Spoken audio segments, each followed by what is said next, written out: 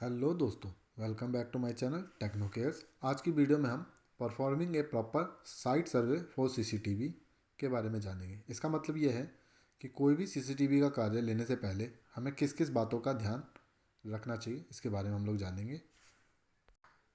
आइए, video start करने से पहले जो भी मेरे चैनल पे नए आए हैं, प्लीज़ आपसे रिक्वेस्ट है कि आप मेरे चैनल को सब्सक्राइब करें, लाइक करें, कमेंट करें।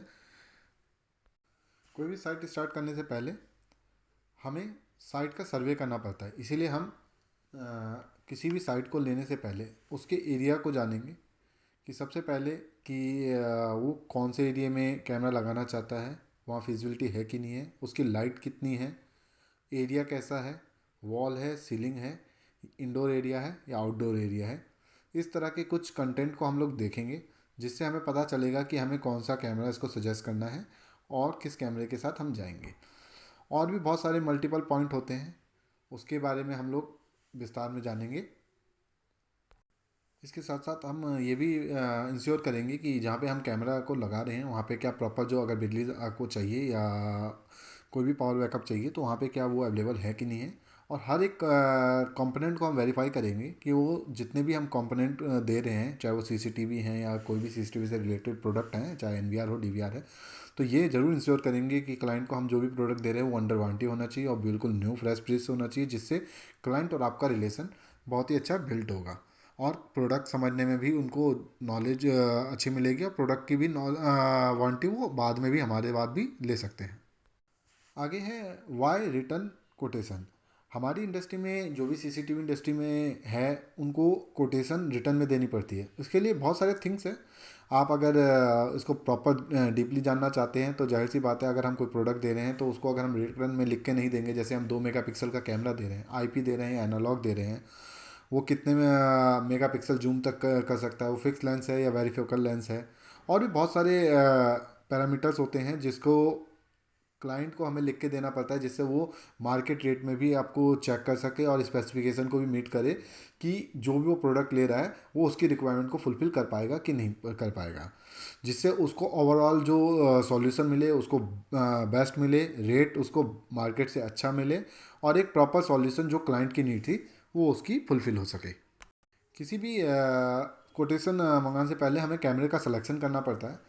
कैमरे को सिलेक्शन करने से के लिए, अगर हम किसी को कोटेशन दे रहे हैं तो कैमरे का सिलेक्शन करने के लिए सबसे पहले हमें उसकी साइट को देख के उसे बताना पड़ता है कि आपका कैमरे के पास जो एरिया है वो डार्क एरिया है, आपको नाइट कलर विज़न चाहिए, या आपके पास एरिया जो है वो वाइड वाला है या वायरलेस वाला एरिया है, आपको मोशन डिटेक्शन फीचर चाहिए कैमरे में कि नहीं चाहिए, टू वे कम्युनिकेशन चाहिए कि नहीं चाहिए, आपका बैकलाइट कंपनसेशन कैसा है, जिससे आपको प्रॉपर इसमें दिख जाएगा कि आप अगर ये सारी स्पेसिफिकेशन को, ये एरिया को फोकस करके आप चीज़ों को देखते हैं तो आपका जो सॉल्यूशन आपने दिया है, आगे डिज़ाइन करके दिया है, वो कभी भी फेल नहीं होगा और कंप्लाइंट की रिक्वायरमेंट को फुलफिल कर पाएगा। और किसी भी कैमरे को सेलेक्ट करने के लिए तीन बेसिक फीचर्स होते हैं। पहला, सेंसिटिविटी। सेंसिटिविटी का मतलब ये है कि जो आपके पास लाइट है, जो भी एरिया में लाइट है जहाँ कैमरा लगा है, उसमें कोई भी मोशन करता हुआ आदमी या कोई ह्यूमन बींग आता है तो वो उसको कितने एरिया में कैप्चर करेगा और किस हिसाब से कर सकता है। रेजोल्यूशन, कितने रेजोल्यूशन का आपको कैमरा देना है जिससे उसकी क्लियरिटी, जो पिक्चर क्वालिटी है वो बहुत अच्छी आए। और तीसरा, अदर फीचर्स भी होते हैं जैसे फ्रेम पर सेकंड हो गया, कि कितने फ्रेम पर सेकंड पे वो फोटो को क्लिक करके एक वीडियो को डिफाइन कर रहा है। ये यहाँ पे मैंने एक स्लाइड के थ्रू समझाने की कोशिश की है कि refer to the minimum amount of light requirement to the create the image and determined by the amount of reflected light available. अब आगे समझते हैं type of light. Camera see reflective light which is measure in foot candles, FC और lux. Basically lux level को यहाँ पे हमने समझा है कि कितने लक्स पे कितना क्लियरिटी ये दे सकता है। 1 FC equal to the amount of the light produced by the candle as measured on a 1 foot reduced area 1 foot away, provided that all the light from the frame is equal and consistent at the all point. Lux level को मैं बहुत अच्छे से समझा दूँ, बहुत basic चीज़ है। अगर आपको ऐसे समझना है, ये टेक्निकल पॉइंट पे नहीं जाना, तो बेसिकली जितने लक्स लेवल अच्छा होगा, बेसिकली जो डार्क एरिया में जो पिक्चर की क्वालिटी है देखने की, उसकी क्षमता है, वो आपको उस लक्स के थ्रू पता चल जाएगा। अगर कोई कैमरा मिनिमम लाइट में भी अच्छी क्लैरिटी दे रहा है, मतलब उसका लक्स लेवल अच्छा है। अगर जो मिनिमम लाइट पे भी वो प्रॉपर नहीं देख पा रहा, उसका मतलब उसका लक्स लेवल ख़राब है। लाइट के भी दो फंडामेंटल होते हैं, एक एम्बियंट लाइट होता है और एक रिफ्लेक्टिव लाइट होता है। अगर एम्बियंट लाइट की बात करें तो that is the produce by a source and em by directed toward an area. मतलब ये कहना चाह रहा है कि अगर मैं एम्बियंट लाइट मतलब ये होता है कि हमने वो एम फिक्स कर रखा है लाइट को, कि उस एरिया को देखने के लिए हमने एक लाइट प्रोवाइड कर रखी है कि वहाँ पे कोई भी डार्क एरिया ना रहे और कैमरा उसको प्रॉपर देख पाए। एक होता है रिफ्लेक्टिव लाइट, ये होता है कि ऑलरेडी वहाँ पे कोई प्रोडक्ट लाइट का सोर्स लगा हो और उसका रिफ्लेक्शन कैमरे के पास आ रहा है, तो वो हो सकता है रिफ्लेक्शन के कारण कई बार अंधेरा आ जाए और जो कलर है वो प्रॉपर नहीं आए या विज़न प्रॉपर नहीं आए। ये कुछ मैंने डिफ़ाइन किया है लाइट को कैलकुलेशन करके, जो बेसिक कैलकुलेशन है। ठीक है, डिफ्रेंशिएट करके मैंने आपको बताया है प्रॉपर, और भी ज़्यादा बारीकी से आप लोग समझ पाएँ इसीलिए। उसके बाद आता है टू कैलकुलेट नीडेड सेंसिटिविटी को कैलकुलेट करने के लिए क्या क्या चीज़ों की जरूरत है। उसको कैलकुलेट करने के लिए तीन चीज़ को आपको ध्यान देना है। वही जो आपको लास्ट स्लाइड में मैंने बताया, एम्बियंस लाइट, क्या लाइट हमने जो प्रोवाइड की है उसका एरिया, रिफ्लेक्टेड लाइट कौन सी है, कौन सी लाइट उसके रिफ्लेक्ट में आ रही है, और तीसरा जो वहाँ पे लेंस है उसका सब लेंस को चेक करना है कि वो लेंस वो सफिशिएंट है उस लाइट में उसको कैच करने के लिए, विजुअल को कैच करने के लिए, या इसमें हमारा लाइट के चक्कर में डाटा का लॉस हो सकता है।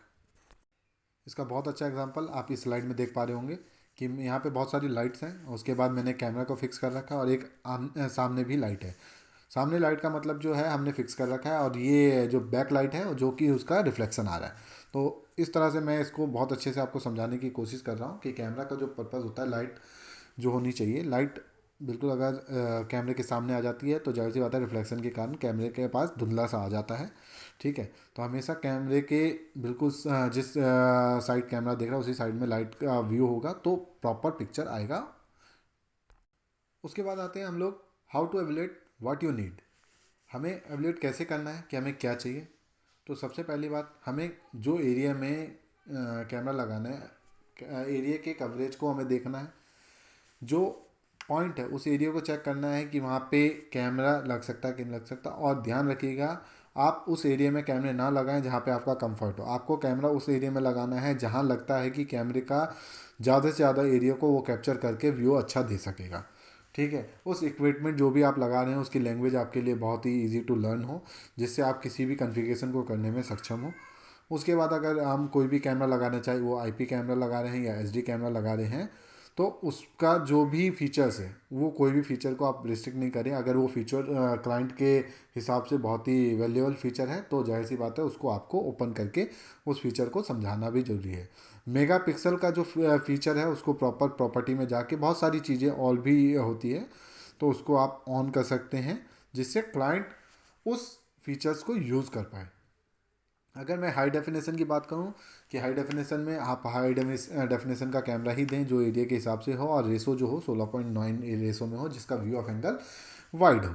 उसके बाद अगर मैं डेंसिटी की बात करूं तो डेंसिटी अच्छी होनी चाहिए। फिर अगर लेंस है तो लेंस किस टाइप का है, मेगा पिक्सल में आपको अगर कोई ज़्यादा हाई मेगा पिक्सल का देना है तो मेगा पिक्सल के ऊपर, या टेक्नोलॉजी जो उस टाइम चल रही है, जैसे आज करंट का कोई भी टेक्नोलॉजी चल रही है उस टेक्नोलॉजी के हिसाब से ही कोई भी सॉल्यूशन हमें क्लाइंट को प्रोवाइड करना चाहिए। ये कैलकुलेशन मैंने मैथ ऑफ पिक्सल आइडेंटिफिकेशन, किसी भी पिक्सल को आइडेंटिफाई करने के लिए कैसे हम आइडेंटिफाई करते हैं उसके बारे में जानते हैं। Horizontal pixel count of imager divided by the width of area in feet at point of focus. Horizontal pixel count अगर वो 1280 है, width of area point of focus 30 feet है, तो उसको उससे 1280 से डिवाइड करके 30 से कर देंगे तो ये 42.67 पिक्सल पर फुट जो होगा एरिया अवेलेबल हो। जिससे आप इसमें बहुत अच्छे से समझ सकते हैं कि आपको कोई भी एरिया कवर करना है तो कितने मेगापिक्सल का और कितना फोकस और कितना एरिया को आपको कवर करना पड़ेगा। होप आपको ये सब पॉइंट जो बेसिक पॉइंट है ये आपको समझ आया होगा। अगर तब भी कोई क्वेश्चन है तो आप मुझे क्वेश्चन मेरी मेल आईडी में नीचे मेंशन किया उस पर आप डाल सकते हैं, मैं आपका प्रॉपर रिप्लाई दूंगा। Thanks for watching this and hope you like this video. अगर आपको वीडियो अच्छी लगी हो तो लाइक करें, कमेंट करें, शेयर करें और सब्सक्राइब करें मेरे चैनल को। जिससे मुझे मोटिवेशन मिलता है और आप लोगों के लिए मैं अच्छे कंटेंट पे वीडियो लाता रहूँगा। Thank you for watching this. Thank you.